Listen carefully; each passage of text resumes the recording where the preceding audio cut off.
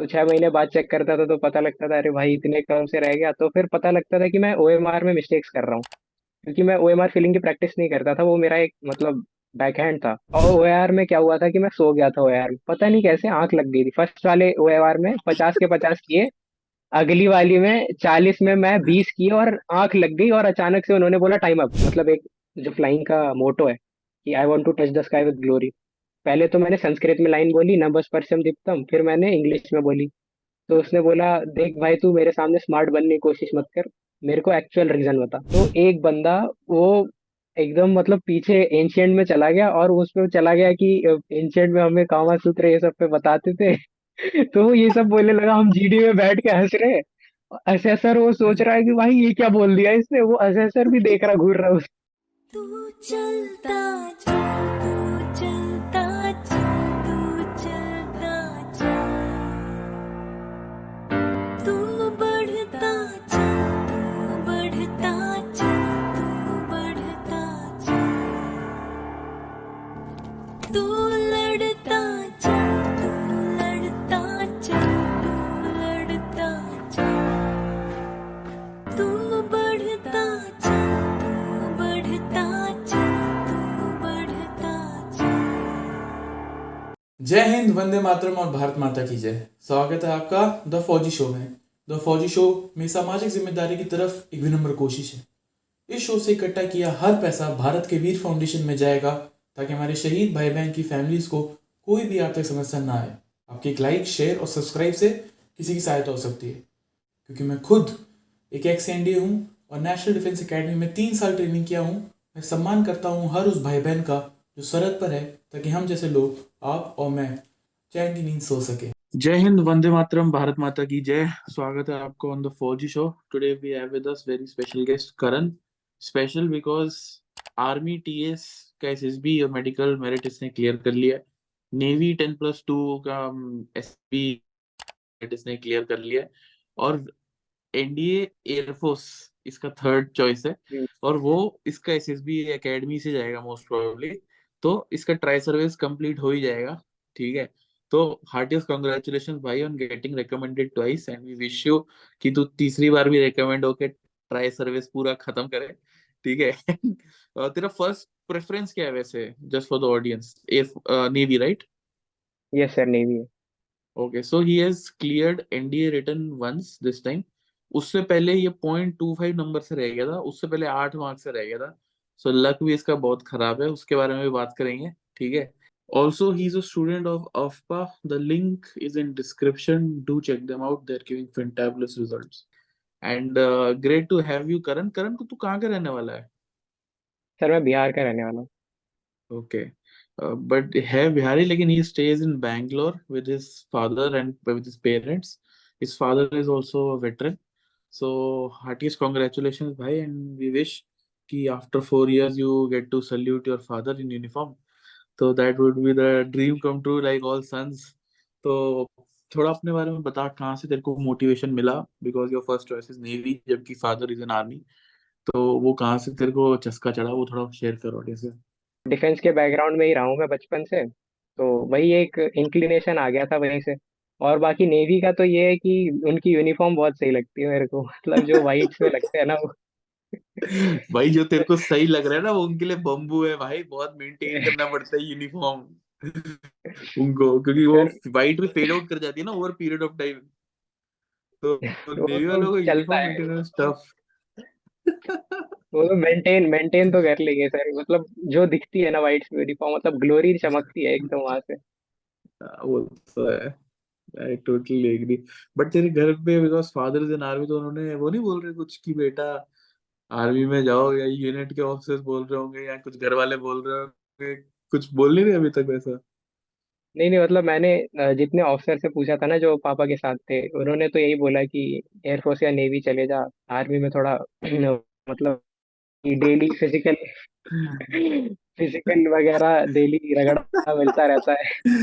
हाँ यार, आजकल आर्मी में थोड़ा क्या बोल रहे, एक even when I talk to my coursemates ना, थोड़ा सा I don't know if I should use the word or not, but थोड़ा डिसगस्ट आ रहा है जैसे उनमें, because of the work life.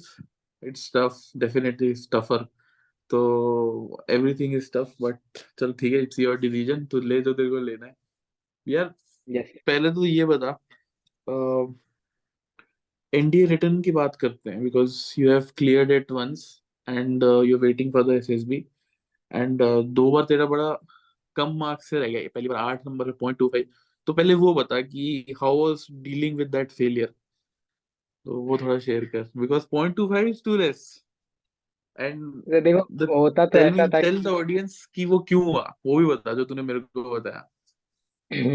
देखो, होता तो ऐसा था ना कि मतलब रिटर्न की तो मैं उतनी कुछ ज्यादा प्रिपरेशन नहीं करता था।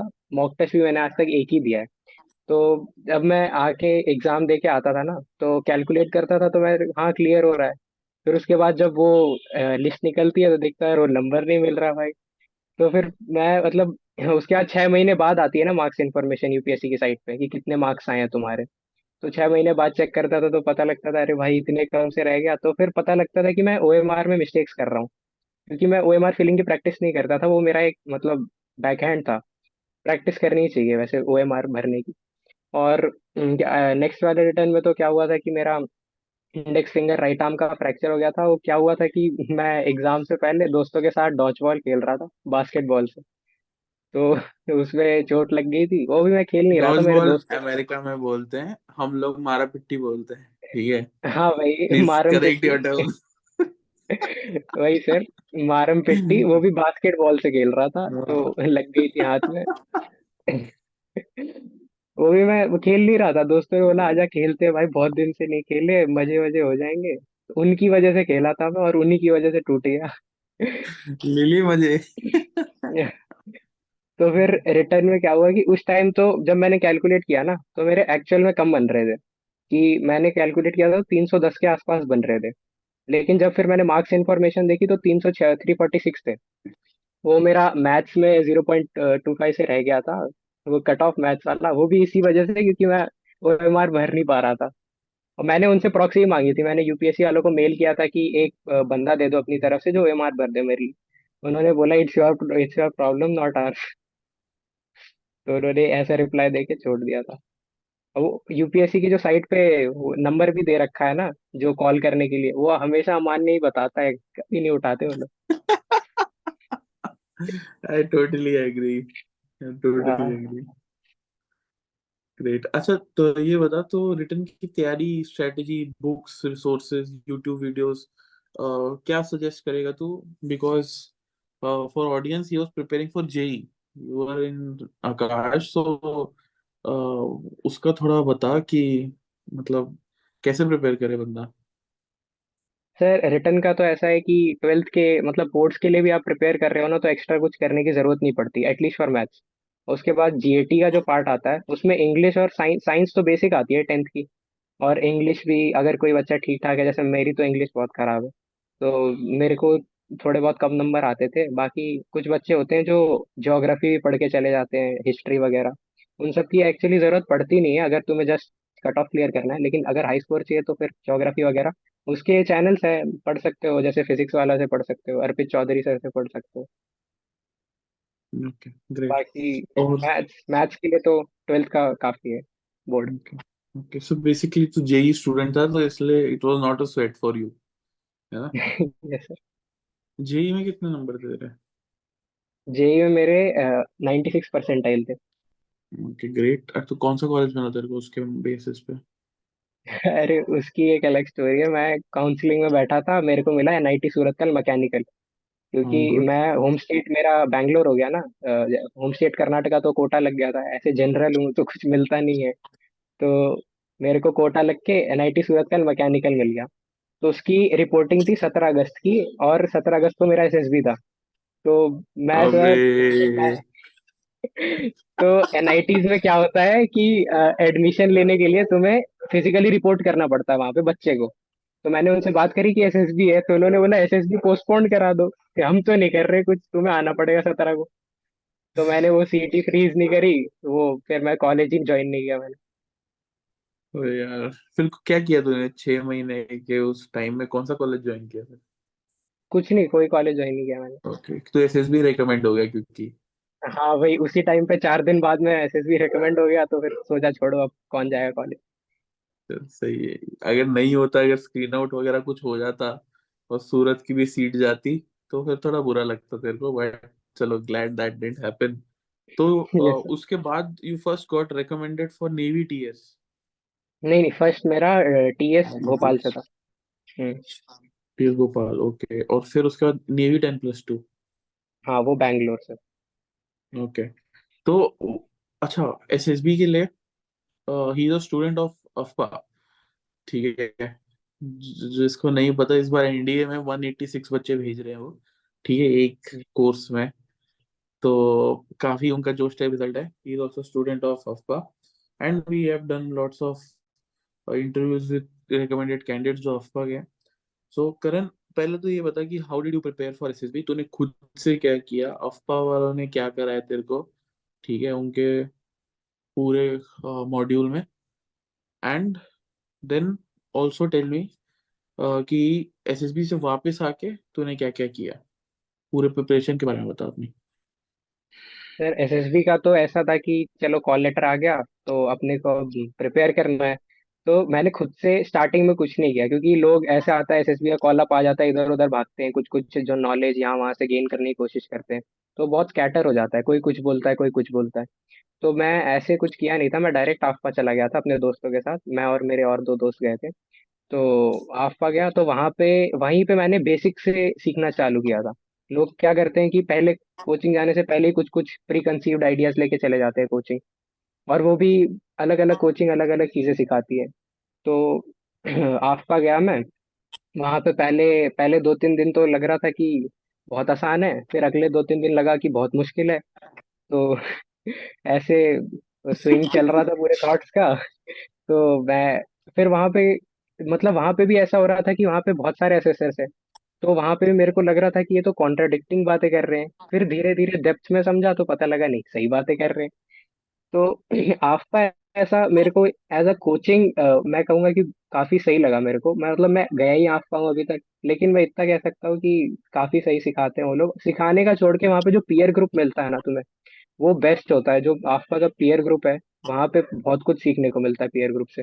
और जो मतलब इन्वायरमेंट देता है ना आपका, जैसे 100 मीटर की बाउंड्री, 200 मीटर की मोस्टली बाउंड्री होगी वहाँ पे, स्ट्रेट लेंगे तो उतनी बाउंड्री में ही मतलब बाहर भी नहीं जा सकते, कहीं नहीं जा सकते। वो एकदम आइसोलेशन में तुम्हें सिखाता है, और बाहर की दुनिया से कोई लेना देना नहीं है, अपना आइसोलेशन में रह के पीयर ग्रुप के साथ डेवलप करते हैं वहाँ पे। वो चीज बहुत सही है आपका की। बिल्कुल। और बाकी फिर मैं आफ्पा से आके जो भी, मतलब आफ्पा में तो मेरे को बहुत खराब रिव्यू मिला था, मेरे को जीटीओ लो बॉर्डर लाइन, साइक लो बॉर्डर लाइन, और इंटरव्यू भी लो बॉर्डर लाइन। तो ओ भाई, ऊपर से तेरी एसएसबी सारी नॉन रिटर्न एंट्री, जिसमें बच्चे हाँ आएंगे 400, सिलेक्ट होंगे 2 3 1 0। हाँ, वही हुआ था मतलब। मैं तो ऐसे लो बॉर्डर लाइन लेके मैं तो टूट गया था। तो फिर वापस आया अरे तो। पुनीत सुपरस्टार, मैं तो टूट गया भाई, मैं तो टूट गया।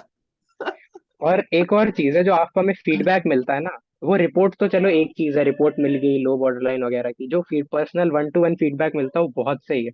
उसमें भी पर्सनली जो साइकोलॉजिस्ट है, तंबूरा अशोक तंबूराजन सर, वो तो मतलब गॉड ही मानते हैं हम उन्हें साइकोलॉजी के।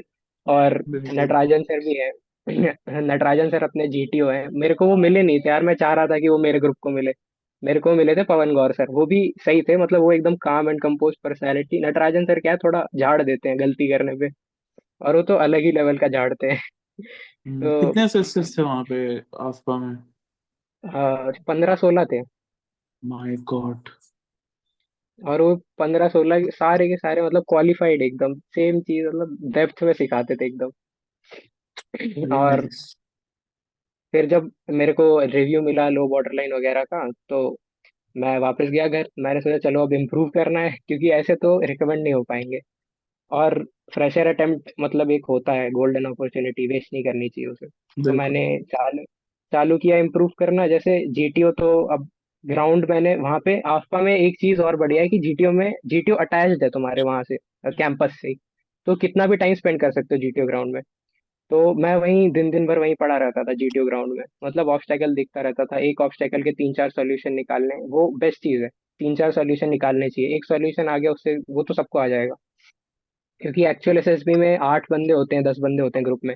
और फिर जल्दी जल्दी सॉल्यूशन नहीं तो कोई और दे के आगे निकल जाएगा।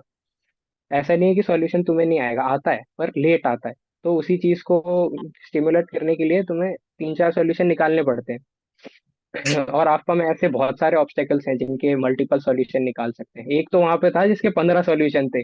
नटराजन सर ने हमें बोला इसके 15 सॉल्यूशन है। हम लोग भाई ऐसे देख रहे हैं, यहाँ पे तो हमें एक ही दिख रहा है, 15 कहाँ पे है। और वहां कुछ बच्चे ग्रेट। 15 निकाल भी रहे थे, 15 के 15 निकाल दिए कुछ बच्चों ने। तो हम लोग ओ एकदम भाई साहब। डिमोटिवेट, क्या होगा हमारा। तो और वहां पे आते भी सारे एंट्रीज क्या है ना, जैसे एसीसी भी आ गई, सीडीएस भी आ गई, तो उन सबके साथ वही है। ऑल ओवरऑल पीयर ग्रुप बहुत सही है आपका का। ट्रू। और आई बाकी टोटली एग्री। पर जब मैं वापस आया तो इम्प्रूव करना चालू किया। तो साइकोलॉजी के लिए मैंने बस आपका की जो टीएटी के पिक्चर्स उन्होंने भेजे थे वो प्रैक्टिस कर ली कभी कभी। और मतलब टीएटी में क्या होता है कि डिटेलिंग डालनी बहुत जरूरी होती है। एक तो बिल्कुल। काफी बच्चे सोचते हैं टीएटी का नेगेटिव चली जाएगी तो दिक्कत हो जाएगा, कुछ तो नेगेटिव चीजें इग्नोर ही कर देते हैं। नेगेटिव चीज को लेके पॉजिटिव स्टोरी बनानी होती है और डिटेलिंग डालनी होती है। तो वो चीज मैंने इम्प्रूव करी। डब्ल्यू एटी मतलब स्पीड राइटिंग तो जरूरी है ही साइकोलॉजी में। तो डब्ल्यू एटी ऐसे प्रैक्टिस से इम्प्रूव, साइकोलॉजी पूरी प्रैक्टिस से इम्प्रूव हो जाती है। बस ओवर प्रैक्टिस नहीं करनी होती है। और वही जो हमारे मेरा लेक्चरेट बहुत खराब था। तो आफ्पा में एक आर्यन सर थे। मैं, हाँ, Ravi Nair sir, full form भूल गया था, आर्यन सर हम बोलते थे। तो वो लेक्चरेट करवाते थे हमें। और वो मतलब मैं पहले लेक्चरेट में ऐसे गया, मेरे को लगा मैं फुल कॉन्फिडेंट एकदम। मैं गया लेक्चरेट में, 10 सेकंड बोला, चुप हो गया, ब्लैंक आउट एकदम। वो अलग ही पहली बार हुआ था मेरे साथ लेक्चरेट में। मतलब स्कूल में भी स्पीचेस दे रखे हैं तो ऐसा कभी नहीं हुआ, वहां पे ब्लैंक आउट। तो मैंने सर को पूछा सर ऐसा क्यों हो रहा है, तो उन्होंने पर्सनली गाइड किया था और उन्होंने ये भी बोला था कि यहाँ से तू चला भी जाएगा ना तो प्रैक्टिस कर करके मेरे को भेजते रहना। और वहां पे उन्होंने वो प्रॉपर स्ट्रक्चराइजेशन बताते लेक्चरेट का, कैसे चालू करना है कैसे खत्म करना है। तो उन्होंने बहुत हेल्प करी थी लेक्चरेट में। और उसके बाद मैं वापस आया तो साइक खत्म। ऐसे ही जीटीओ का था, तो जीटीओ के तो नॉलेज गेन करते रहो। और नॉलेज गेन करने का बेस्ट तरीका है दोस्तों के साथ डिस्कस करो, कोई भी एक जियो पॉलिटिक्स का टॉपिक उठा लो और डिस्कस करो। तो वो किसी और का नॉलेज तुम्हें मिलेगा, तुम्हारा नॉलेज किसी और को मिलेगा। और बाकी पीजीटी वगैरह, तो वहां पे मैंने आफ्पा में ही इम्प्रूव कर लिया था, दिन भर ग्राउंड में ही बैठा रहता था। और इंटरव्यू के मतलब मैंने ऐसा करना चालू कर दिया कि मैं माइंड में ही इंटरव्यू चलाता रहता था कि ऐसा क्वेश्चन पूछ दिया तो मैं क्या आंसर करूंगा, ऐसा क्वेश्चन। तो मतलब इंटरव्यू जाने से पहले मैं मन में 200-200 बार इंटरव्यू जा चुका था। तो मैं हर क्वेश्चन के लिए प्रिपेयर था कि ये पूछने वाला है, हाँ ऐसा पूछने वाला है। तो ऐसे ही हो गया था पूरा एसएसबी का प्रिपरेशन। उसके बाद गए, मैं मतलब भी वहां पे क्या हुआ था ना, भोपाल में 2 प्रीवियसली रिकमेंडेड आ रखे थे। और हमें तो पता था डायरेक्ट एंट्री है, तो हमारे चांसेस बहुत कम है। तो क्या हुआ कि कितने वो बच्चे आए थे दोनों आउट। भोपाल में? भोपाल में आए, हमारे में आए थे कुछ 120-25 की रिपोर्टिंग थी। इस बार कम हो गई है वैसे डायरेक्ट हाँ, एंट्रीज में। Not bad. Not bad. Reporting क्योंकि मेरी फर्स्ट डेट थी, फर्स्ट डेट में ओके। कोई ज्यादा आते नहीं है। 120 आए थे, ओके। उन्होंने 33 स्क्रीनिंग करे और बस 3 रिकमेंड करे। हमारे नॉट कॉन्फ्रेंस में भी बैड। यही हुआ था।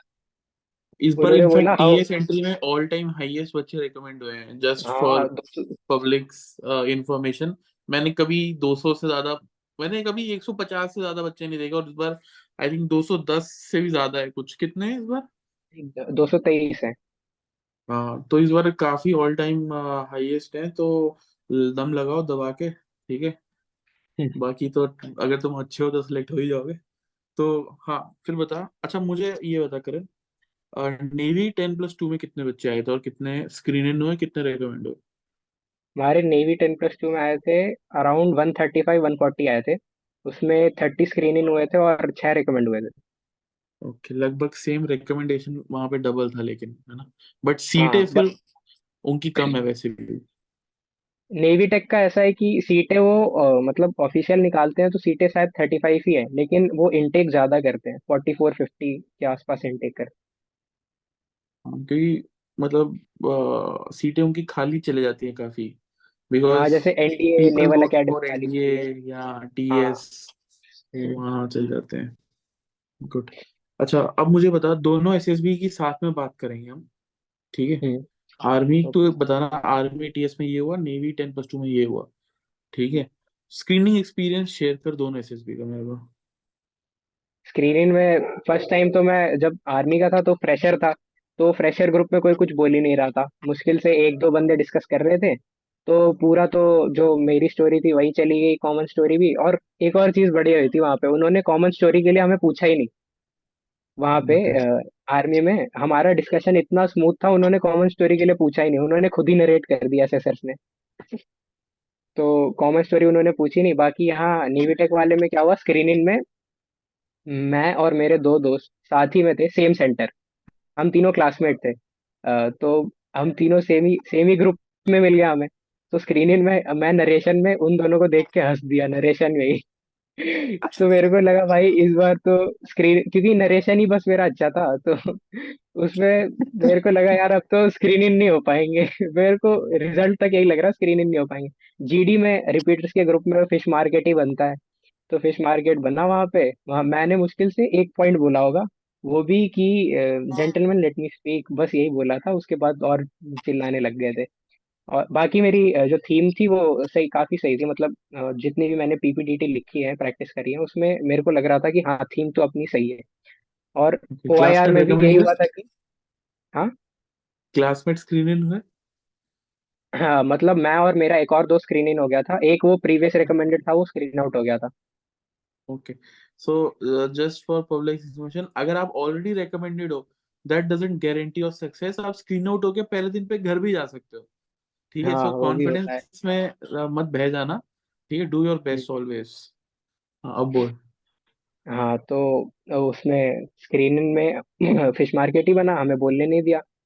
जब आ रहा था रिजल्ट, और ओएआर में क्या हुआ था कि मैं सो गया था ओएआर में, पता नहीं कैसे आंख लग गई थी। फर्स्ट वाले ओएआर में 50 के 50 किए, अगली वाली में 40 में मैं 20 किए और आंख लग गई, और अचानक से उन्होंने बोला टाइम अप। तो मेरे को ओआईआर भी खराब गया, स्क्रीनिंग में नरेशन भी खराब गया, जीडी तो हो ही नहीं पाई। तो लग रहा था स्क्रीनिंग तो नहीं हो पाएंगे, पर जब वो बोल रहे थे पता नहीं कैसे, मैं तो रेडी था बस्ता लेके निकलने में, पर वो स्क्रीनिंग हो गया पता नहीं कैसे। ओ भाई साहब, ये फर्स्ट टाइम सुन रहा हूँ, तू ओआईआर के बीच में सो गया लिटरली? हाँ सेकंड वाले ओआईआर में मैं पता नहीं कैसे अचानक से उन्होंने बोला टाइम अप। ऐसा लगा टाइम ट्रेवल हो गया है। ओ भाई साहब। अच्छा, मूविंग हेड, अब मुझे दोनों का साइक कंपेयर कर। और साइक पहले दिन पे ही हो गया या दूसरे दिन पे हुआ फिर? हाँ, पहले दिन पे तो साइक बस एयरफोर्स एएफएसबीज में होता है, बाकी हमारा दूसरे दिन ही हुआ था। ओके। ओके। तो आर्मी वाले में क्या हुआ कि साइक नॉर्मल था, मतलब ऐसा कुछ एक्स्ट्रा ऑर्डिनरी साइक नहीं गया मेरा। जो आ रही थी वो लिख रहा था, डब्ल्यू एटी भी एवरेज एवरेज गई थी। एसडी तो जो प्रिपेयर करके जाते हैं वही लिख देते हैं, पर वो भी होता है कि एसडी मॉडिफाई करनी आनी चाहिए अकॉर्डिंग टू जो तुमने टीएटी की स्टोरीज लिखी है, और डब्ल्यूएटी में जिस क्वालिटीज पे सेंटेंस लिखा है उस क्वालिटीज पे एसडी मॉडिफाई करनी आनी चाहिए। तो वही मैंने थोड़ा बहुत मॉडिफिकेशन किया एचडी पे। और टीएटी वगैरह मतलब ऐसा था कि इतना कुछ हाई साइक नहीं गया था कि मैं बहुत ज्यादा नंबर से रिकमेंड हो जाऊं। इतना था कि क्लियरेबल क्लियरेबल टाइप्स। और बाकी नेवी टेक में क्या हुआ था कि मेरा साइक अच्छा जा रहा था, स्टार्टिंग से ही जाते जाते टीएटी की 12वीं पिक्चर तक बहुत अच्छा गया, डब्ल्यूएटी भी बहुत अच्छा गया था। मतलब उस पे जो सारे वर्ड्स आ रहे थे, आप में बताते हैं, और तीन काइंड ऑफ वर्ड्स होते हैं, ऑब्जर्वेशनल, फैक्ट्स और एक सजेशन। तो ऑब्जर्वेशनल ज्यादा लिखने होते हैं, तो मैंने ऑब्जर्वेशनल उसमें 50 में से 40 के आसपास ऑब्जर्वेशनल लिख दिए थे। तो काफी अच्छा गया था साइक तो। नेवी टेक में तो पता था कि साइक तो काफी अच्छा गया है। बाकी जीटीओ भी मेरा नेवी टेक में बहुत अच्छा गया था, और इंटरव्यू बस 20 मिनट चला था, 20 या ओके, पंद्रह इंटरव्यू मिनट 20 मिनट आर्मी में चला? आर्मी में नहीं 20 नहीं, मिनट चला था? आर्मी आर्मी वाले में मेरा चला था 1.5 घंटे, और ओ, नेवी अच्छा। टेक में व्हाई बीस दिस? मिनट मतलब ये तो एकदम पता नहीं। दोनों में उल्टा ही हो गया। क्या आर्मी वाले इंटरव्यू में क्या पूछा और नेवी वाले इंटरव्यू में क्या पूछा? आर्मी में तो सर 1.5 घंटे चला था, वो तो खत्म करते करते वीडियो खत्म हो जाएगी। बाकी नेवी वाले में 20 मिनट पूछ के छोड़ दिया था। क्वेश्चंस बता मुझे, क्वेश्चंस बता आपने क्या क्या पूछा था। बेसिकली पीआईक्यू बेस्ड एक पूछा था? करंट अफेयर्स पूछा? क्या पूछा? वो 1.5 घंटे में उसने उन्होंने सब कवर कर दिया, हर एक एरिया जो पॉसिबल हो सकता है। जैसे एक तो स्टार्टिंग से होता है पीआईक्यू, थोड़ा पूछ लिया। उसके बाद तीन बेसिक सीआईक्यू होते हैं, वो भी पूछ लिए थे उन्होंने। उसके बाद फैमिली बैकग्राउंड वो सब तो सीआईक्यू में इंक्लूड हो गया। फिर ऐसे क्वेश्चंस होते हैं ना, जैसे tell me the most funniest moment of your life, most scariest moment of your life, ऐसे ऐसे पूछ लिया उन्होंने। उसके बाद वही रीजन कि तुम्हें एविएशन क्यों जाना है। तो मैंने आर्मी एविएशन बोला था, तो उन्होंने बोला एविएशन क्यों जाना है। तो मैंने बोला था कि सर मेरे को मतलब एक जो फ्लाइंग का मोटो है कि I want to touch the sky with glory. पहले तो मैंने संस्कृत में लाइन बोली, नभः स्पर्शम दीप्तम, फिर मैंने इंग्लिश में बोली। तो उसने बोला देख भाई तू मेरे सामने स्मार्ट बनने की कोशिश मत कर, मेरे को एक्चुअल रीजन बता। तो फिर मैंने बोला कि सर फ्लाइंग मेरे को पसंद है। तो उन्होंने बोला कि फ्लाइंग तो तू पैरा में भी कर सकता है, पैरा जंप वगैरह आती है वो कर सकता है तू, उसमें तो और रियलिस्टिक एक्सपीरियंस मिलेगा। तो फिर मैंने ये बोला था कि सर देखो दो रीजन है इसके, पैरा वाले जंप मार के नीचे आ जाते हैं, मेरे को ऊपर ही रहना है। और एक और रीजन ये है कि मैंने गूगल पे पढ़ा था, किसी का आंसर था कि ब्लैक रेबैन सनग्लासेस और अपना एविएटर सूट, यही चाहिए मेरे को बस, और कुछ नहीं चाहिए। तो वो इंटरव्यूअर इस पे हंसने लगा था। और एक और इंस्टेंस क्या हुआ था कि मैं वहां पे पकड़ा गया था, मेरा झूठ पकड़ा गया था। एक तो उन्होंने बोला कि तुम अपना, ये मेरा आफ्पा के मॉक इंटरव्यू में हुआ था, कि तुम अपनी मम्मी की मदद करते हो। तो मैंने बोला हाँ करता हूँ। तो उन्होंने बोला चलो ग्रोसरीज लाने में मदद करते हो। मैंने बोला हाँ करता हूँ। तो उन्होंने बोला चल प्याज का दाम बता। तो मेरे को पता ही नहीं है प्याज का रेट क्या चल रहा है। तो फिर उन्होंने एक लाइन लाइन जो इंटरव्यूअर्स की यूजुअल होती है कि don't teach your pop how to make chicks, ऐसे करके उन्होंने लाइन मारी। नेवी वाले में तो मैं गया अंदर बैठा, तो मेरे को पता भी नहीं लगा इतने जल्दी क्यों खत्म हो गया, उतने समझ भी नहीं आ रहा था रिकमेंड होऊंगा नहीं होऊंगा। 15 मिनट में बोला I have been asking so many questions, now would you like to ask any question. तेरे को लगा सर मैंने कोई गलती तो नहीं कर दिया, मेरे को घर तो नहीं भेजना जल्दी? वही वही वही वही। और मेरा वहां पे लिया था डेप्यूटी प्रेसिडेंट ने, और वो सबका ओह, लंबा ले रहा था, सबका इंटरव्यू लंबे ले रहे थे वो मेरा सबसे छोटा चला था वहां पे। I was in a conversation with one of the IOs, तो वो बोलते हैं कि अगर तो बंदा बहुत ही बेकार है, ठीक है, हम्म, तो उसका वही बेसिक 15-20 मिनट लिया, उसको भेज दिया। और यहाँ तो हम्म, बंदा अगर बहुत ही अच्छा है तो उसका 15-20 मिनट लिया, एंड जब उसकी पर्सनैलिटी वाले सब तुम्हें पता चल गया, सो यूर लाइक ठीक है, मुझे ये समझ आ गया जो जो मुझे जानना था, तो जल्दी हो गया। हम्म, अब लंबा चला तो ही इज लाइक वो खरीद रहा है तुम्हें, तुम्हारी हाँ पर्सनैलिटी ढूंढने की कोशिश कर रहा है वो। So it the length of the interview depends on how much time the interview officer takes to assess you, कि तुम how how how is your character, ठीक है। सो इसलिए वो लेंथ वेरी करता ही है। करण, थोड़ा सा पीछे जाते हैं, मैं पूछना भूल गया, तेरी ब्लैंक स्टोरी क्या थी दोनों में? ब्लैंक स्टोरी तो मैंने आफपा में ही प्रिपेयर कर ली थी, उन्होंने मतलब बोला था सही है ओके तेरी ब्लैंक स्टोरी, क्रिकेट के ऊपर थी, मेरा एक मैच था क्रिकेट का, उसी पे लिख दी थी। ओके ओके, दोनों में सेम लिखी तूने? हाँ दोनों में सेम लिखी थी। Okay good. और जीडीओ में लेक्चरर टॉपिक्स क्या थे, जीडी टॉपिक्स क्या थे दोनों में? कोई फनी उसका इंसिडेंट तो है तो वो भी बता। हमारे नेवी टेक में काफी फनी इंसिडेंट था पहले जीटीओ में, लेकिन मैं पहले टीएस का बताता हूँ। जीटीओ में हमारा क्या हुआ, लेक्चरेट चल रहा था, उससे पहले जीडी जब चल रहा था ना, तो जीडी में क्या हुआ कि हमारा टॉपिक कुछ तो चल रहा था, एग्जैक्ट नहीं याद है, पर वो था अम, मतलब एल्डरली पीपल को हम रिस्पेक्ट नहीं देते वगैरह, ऐसा कुछ टॉपिक था। आजकल की मॉडर्न जनरेशन नहीं देती है रिस्पेक्ट, ऐसा ही कुछ टॉपिक था रिलेटेड रिलेटेड। तो एक बंदा वो एकदम मतलब पीछे एंशियंट में चला गया, और उसमें चला गया कि एंशियंट में हमें कामा सूत्र ये सब पे बताते थे। तो वो ये सब बोलने लगा, हम जीडी में बैठ के हंस रहे हैं। असेसर वो सोच रहा है कि भाई ये क्या बोल दिया इसने, वो असेसर भी देख रहा घूर रहा वो इतना चला गया था डीप में, और वो बंदा रिकमेंड हुआ है। गुड यार, गुड जोश, जहां भी है वो उसको हमारा सल्यूट। वो था आरएमएस बेलगांव का, यहीं से। अच्छा, तो जॉर्जियन। ओ भाई, हाँ जॉर्जियन लोग जॉर्जियन है बहुत वो। हाँ ग्रेट। फिर उसके उसके बाद ऑब्स्टेकल्स कितने किए तूने, इंडिविजुअल ऑब्स्टेकल्स? हाँ ऑब्स्टेकल में क्या हुआ था, भोपाल में तब बारिश हो रही थी जब हमारा चल रहा था, और सिर्फ हमारे ओके। ग्रुप का उस दिन हुआ, बाकी सारे ग्रुप का अगले दिन हुआ। हमारे ग्रुप का बारिश में करा दिया हमारे जीटीओ ने। तो बारिश में कर, अब तब थोड़ी थोड़ी बारिश हो रही थी, और जब मैं भागना चालू किया ना, तो एकदम तेज तेज बारिश हो गई। मैं पीछे देख रहा हूँ, अभी रोक देंगे अभी रोक देंगे, भाई रोक ही नहीं रहे जीटीओ हमारा। तो मैं सोचा चलो मैं ही भागता रहता हूँ, क्या पता प्लस पॉइंट हो जाए। तो मैं भागना चालू किया, और वो जो मंकी क्या बोलते हैं उसे, टार्जन स्विंग होता है ना, ऊपर चढ़ के स्विंग करते हैं। मैं, बारिश हो रही थी तो रस्सी पूरी गीली, मैं ऐसे पकड़ा, स्विंग किया, तुरंत नीचे धप, गिर गया। मतलब पूरी रस्सी फिसल रही थी, मैं गिरा। मेरे को लगा अब तो मुश्किल लग रहा है। फिर मतलब क्योंकि वो मैंने चालू ही वहीं से किया था, टार्जन स्विंग से, और मैं टार्जन स्विंग में ही गिर गया। तो मैंने सोचा अब रिपीट करूं नहीं करूं, तो मैंने सोचा चलो इफेक्टिव इंटेलिजेंस दिखाते। तो मैं आगे भाग गया, मैंने रिपीट ही नहीं किया क्योंकि कोई पॉइंट ही नहीं है। तो क्योंकि रस्सी फिसल रही है तो दोबारा करने से कोई पॉइंट नहीं है। एक वो होता है, लोग सोचते हैं कि अगर एक में गिर गए हैं तो दोबारा करना चाहिए, वो दिखाता है you are never giving up. But एक टाइम आता है जब तुम्हें गिव अप कर देना चाहिए, तुम्हें पता है आगे नहीं होने वाला है। तो मैं आगे भाग गया, और मैंने उसमें किए थे 9। और यहाँ पे भी नेवी टेक में भी मैंने बस 9 ही किए थे। यहाँ पे तो मेरे से बैलेंसिंग बीम नहीं हो रहा था, 2 बार ट्राई किया, हो ही नहीं रहा, तो मैं आगे बढ़ गया था। ओके, फेयर, गुड है। और इसमें जीपी में, जीपी दोनों में कैसे थे, मतलब कौन सा ज्यादा टफ लगा तेरे को? And what should be an ideal way to go about for GPE preparation? GP का तो आफ्पा में काफी बढ़िया से सिखाया था हमें कि जो प्रॉब्लम दिख रहे हैं उन्हें लिखते टाइम, लिखने का तरीका सिखाया था उन्होंने कि चारों प्रॉब्लम लिस्ट कर दो लिखते टाइम। उसके बाद उस हर एक का एक एक सॉल्यूशन लिख दो नीचे। तो आफ्पा में आंसर राइटिंग हमें सिखा दिया गया था कि जीपी में ऐसा स्ट्रक्चर करना होता है तुम्हें अपने सॉल्यूशंस।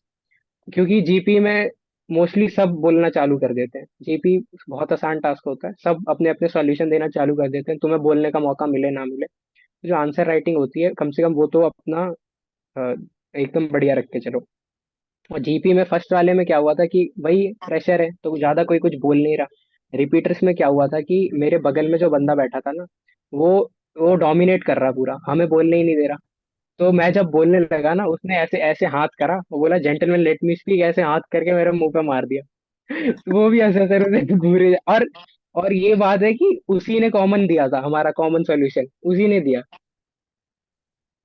और उस टाइम इंडिविजुअल हमारा जो यहाँ का बैंगलोर का जीटीओ था ना, हमारा टास्क था, सारे इतने मजेदार गए थे ना। वही बंदा जो था, हम इंडिविजुअल वो क्या बोलते हैं उसे, ग्रुप प्लानिंग एक्सरसाइज। जी, नहीं नहीं, अरे वो क्या होता है, जीओआर, जीओआर कर रहे थे। Sneakers, हाँ। हाँ, स्नेक रेस की बात है। हम जीओआर कर रहे थे, तो वो नहीं आता, 7-10 फीट वॉल चढ़नी होती है। तो मैं और मेरा जो दोस्त साथ में स्क्रीन इन हुए थे, हम दोनों ऐसे पतले पतले। तो हम ही सबको पकड़ के ऊपर चढ़ा रहे हैं, बहुत भारी भारी लोग आ रखे थे रिपीटर, 4-5 बार रिपीटर, तो वो होंगे ही भारी भारी एकदम हेल्दी हेल्दी। हम उन्हें चढ़ा रहे हैं, हम दोनों पतले पतले चढ़ा रहे हैं, और चारों जीटीओ हमें देख के हंस रहे हैं।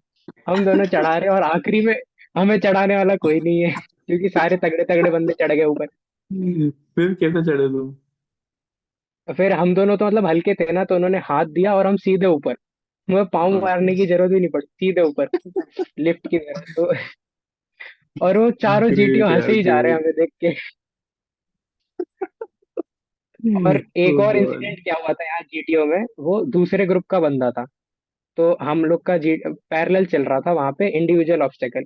तो हमें यहाँ पे इंस्ट्रक्शन मिले थे कि जो बर्मा ब्रिज है ना, उसके ऊपर से नहीं जाना है। नीचे से ही ऐसे, नीचे से भी चढ़ने का रास्ता होता है, वो चढ़ के रस्सी ऊपर टच करके आ जानी है।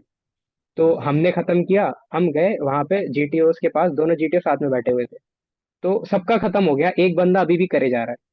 तो वो बर्मा ब्रिज पे चढ़ना चालू कर दिया, जो एक्चुअल करते हैं ना बर्मा ब्रिज, वैसा करना चालू कर दिया। तो जीटीओ में देख के बोल रहा है, मेरी इंस्ट्रक्शन क्लियर नहीं थे क्या, ये ऐसे क्यों कर रहा है। तो एक बंदा पीछे से खड़े होके बोलता है, सर ये pre conceived ideas, wrong coaching, ऐसे करके। तो जीटीओ ने बोला हाउ डू यू नो, तो उसने बोला सर मेरे साथ ही था कोचिंग में। तो उसने वो अपनी नैया भी डुबा दी, उसकी नैया भी डुबा दी। और वो हम लोग चले गए ग्राउंड से, वो ओ बंदा अभी भी करे भाई, जा रहा है जीटीओ। ओ भाई, कौन सी कोचिंग के थे भाई वो?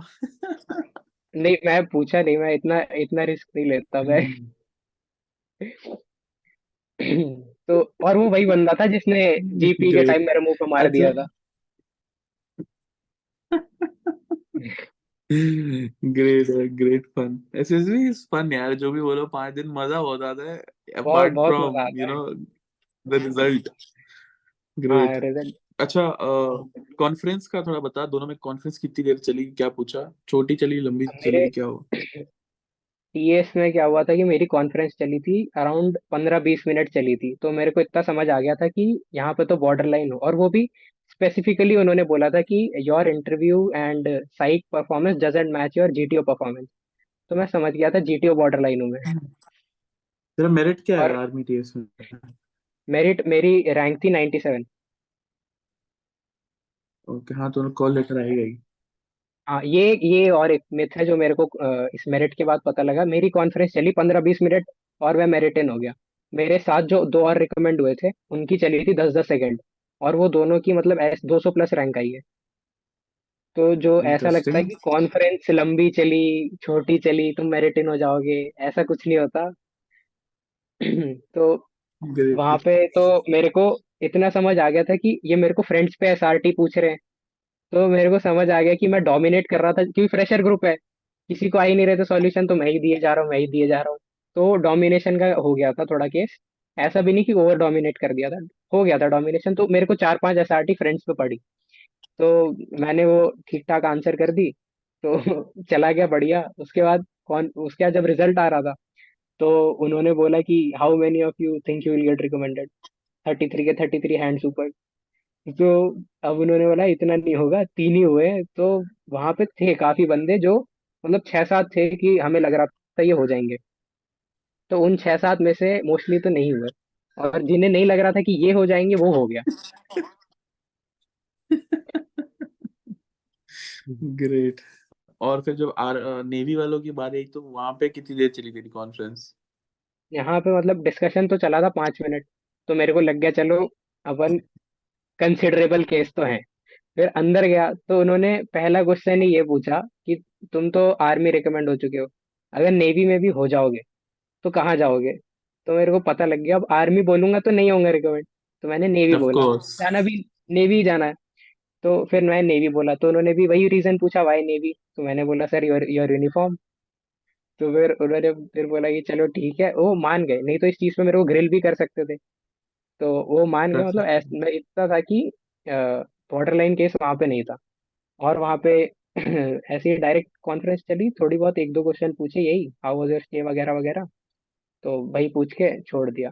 वहां से मेरे को इंटरव्यू का एक इंस्टेंस याद है। मेरे बस 15 मिनट चली, इधर 15-20 मिनट, पूरे 15-20 मिनट मैं और असेसर हंस रहे हैं। पूरे 15-20 मिनट मैंने इतना ब्लंडर किया था यहाँ पे कि मैंने बोला था 1 किलोमीटर में 1.8 माइल्स होते हैं। मतलब इतना ब्लंडर किया था, और ये बोला था तमिलनाडु और चेन्नई अलग अलग स्टेट होते हैं।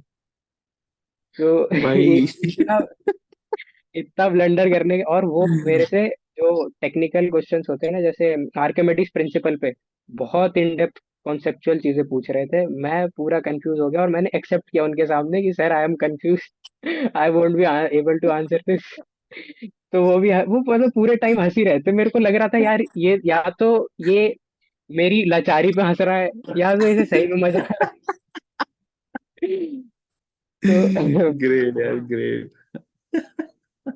और भी यहाँ लाइक। के जो 15-20 मिनट थे ना, वो बहुत मतलब एंड में उन्होंने, मैं भी हंसी जा रहा था, तो उन्होंने बोला था your liveliness is very good, every candidate should have this liveliness. मैंने बोला yes sir that's one of my strong points, ऐसे बोल के मैं चला गया। ओ भाई, great. Recommendation movement, army TS first SSB, after two failing twice in return, कैसा था? पेरेंट्स का रिएक्शन क्या था, तेरा रिएक्शन क्या था? यार पहले तो जब वहाँ ग्रुप साथ में ही होते तो सब बोल रहे थे कि मेरा चेस्ट नंबर 5 था, तो ऐसी बात फैल गई थी कि 5 नंबर तो रिकमेंड हो रहा है। तो मेरे को भी थोड़ा थोड़ा लगने लगा कि चलो क्या पता हो ही जाए। तो जब उधर बैठे, तो जब उन्होंने बोला कि सिर्फ तीन ही हुए, तो मेरे को थोड़ा डर लगना चालू, नहीं तो उससे पहले तो मैं कॉन्फिडेंट था पूरा। तो जब तीन ही बोले, उसके बाद उन्होंने चेस्ट नंबर 2 या 3, 3 था या 2 था, वो मेरे ग्रुप का ही था, वो बोल दिया। तो मेरे को लगा यार डायरेक्ट एंट्री है, एक ग्रुप से दो तो नहीं लेंगे, और मैं भी उसी के ग्रुप में था। अगला चेस्ट नंबर बोला 5। तो मैं जैसे ही उठा ना, वो ऐसी वाली चेयर थी, ऐसे ये नहीं होता ऐसे रखने लिखने के लिए वो वाली चेयर, मैं ऐसे उठा के ऐसे फेंका, वो चेयर नीचे गिर गई। और धड़ धड़ आवाज आ रही है, वो ऐसे ऐसे वो जो आया था रिजल्ट अनाउंस करने, कर्नल थे वो मेरे को घूर रहे हैं। क्योंकि चेयर नीचे गिर गई और पूरे हॉल में आवाज गूंज रही है, मैं ऐसे उठा चेयर नीचे गिर गई। मैं ऐसे मतलब ये होके कि चलो हो गया है, पहले तो 2 सेकंड समझ ही नहीं आया कि मैं हुआ कैसे, एक ही ग्रुप से दो। तो फिर मैं बाहर गया तो हम तीनों जो हुए थे, तीनों फ्रेशर ही थे।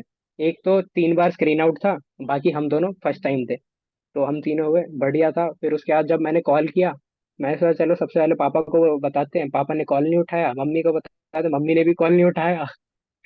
तो फिर मतलब ऐसा हो गया था यार, आज मेरा रिजल्ट डे है और कोई कॉल नहीं उठा रहा है। तो मैंने दीदी को कॉल किया, तो उसने उठाया।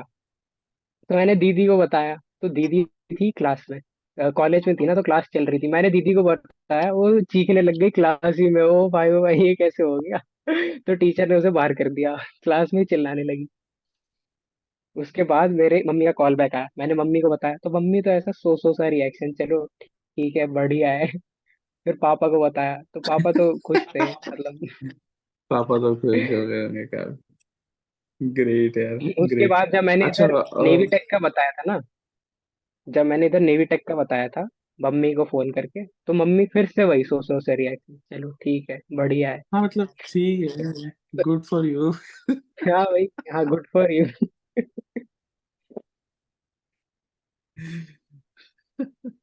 ग्रेट। लास्ट क्वेश्चन, ठीक है। You failed written by 8 marks, then you failed written by 0.25 marks. So you are someone who has seen failure. What is your advice to the guy out there जो मेहनत कर रहा है लेकिन कहीं ना कहीं स्टेज पर रह गया है? What is your advice to him या her? सर मेरा तो ऐसा था कि खुद के बारे में पता होना चाहिए कि तुम्हारी लिमिट क्या है, तुम क्या अचीव कर सकते हो। फेलियर तो चलो किस्मत के ऊपर होता है, कभी कभी किस्मत साथ नहीं देती है। लेकिन अगर तुम्हें खुद का पोटेंशियल पता है, जैसे मेरे को पता था जेई में भी मेरे 96 आए थे, मेरे को पता था मैं इससे ज्यादा कर भी सकता हूँ। इसलिए मैंने वो रिस्क लिया भी कि कॉलेज में नहीं लूंगा, चलो मैं रिकमेंड नहीं होऊंगा तो अगली बार जेई में और ज्यादा स्कोर कर लूंगा। मतलब इतना पता था कि इससे तो मैं बेटर कर सकता हूँ। ये सेल्फ रियलाइजेशन होनी चाहिए। बाकी पेरेंटल सपोर्ट तो हमेशा मिलता ही है, सबको मिलता है। किसी किसी को नहीं मिलता है तो उसे कहीं और अपने सिबलिंग से मिल जाता है। कोई ना कोई होता ही है सपोर्ट देने के लिए। और वैसे बॉयज का होता भी नहीं है, वो खुद ही के ऊपर चलते हैं। और किसी का सपोर्ट चाहिए होता नहीं है बॉयज को। ईगोइस्टिक वही कि हमें नहीं चाहिए तुम्हारी मदद, हम खुद ही देख लेंगे। तो खुद सेल्फ रियलाइजेशन होनी चाहिए कि हाँ, अपने ऊपर इतना पोटेंशियल है, अपन इतना कर सकते हैं, इतनी मेहनत कर ले तो ये हो जाएगा बस। उससे ज्यादा कुछ नहीं चाहिए होता है। बिल्कुल, बिल्कुल, totally agree. Great to have you on our platform, Karan. We wish you all the best for your tenure at INA, OTA गया और NDA और wherever you wish to go. ठीक है, तो wish you all the best and for your training period, and give my regards to your parents. And guys, if you like this video, please like, share and subscribe because हम बहुत मेहनत करते हैं तुम लोगों के लिए. So love you all. Take care and जय हिंद.